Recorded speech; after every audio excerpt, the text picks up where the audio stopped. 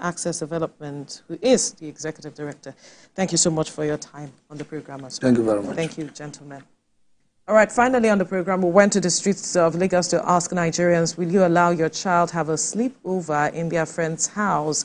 Let's hear some of their response.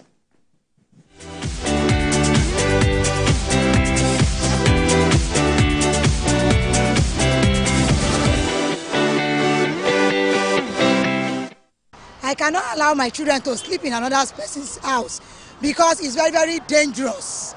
These nowadays, all these men, they are doing a lot of violence to our girls this time around. That is why I cannot allow my children to sleep over, even my family's place. Okay, my opinion is that I would only let them sleep at their friend's place if I trust the parents and I trust the friends. But notwithstanding, I'll still have my eyes on them, like trying to call, reach out to them and know how they are doing. You understand? You can never trust anybody. It actually depends on the gender of the children. If it's a male, I can allow. Then also depends on the family of that his friend.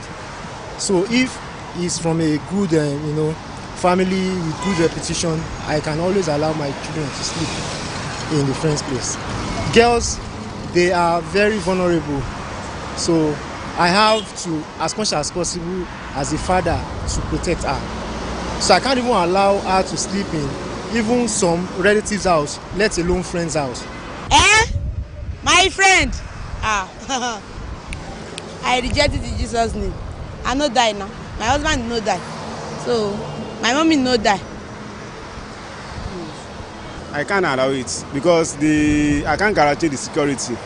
Leave them alone to go and anything can happen there. So they are children, so they cannot know it all. So anything can happen. So children of these days, a lot of things are coming in. So a lot of innovations, they can try new things there, and those new things can be a kind of adverse effect on their life. So I can't allow it.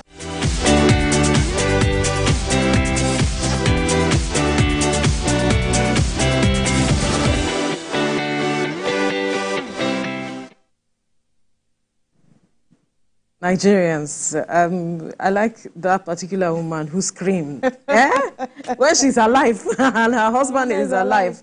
But is this supposed to be an issue, really? Is this supposed to be? I think the major issue here is communication. If you communicate with your child, whatever happens, you've already armed them with information on what to do in most cases. Yeah. And for the respondent that also mentioned the gender, I don't believe the gender thing really, plays out in this. As much as girl or female children have or are being exposed to probably sexual violence, sexual discrimination, and other things, the male child also has the same own level of vulnerability, and absolutely, that is just spot on for me as far as I'm concerned.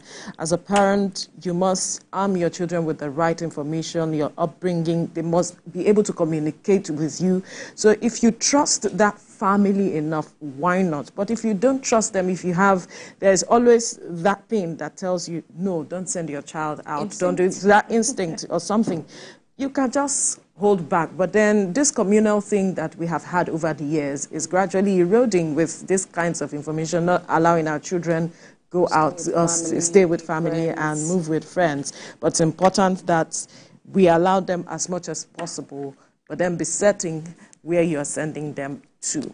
This is where we draw the curtains on the program for today. The views and reactions of all our resource person are theirs and have no connection with TVC News. Up next is Your View with the Ladies, and afterwards is This Morning with Yori Folarin. Do stay safe. Bye for now.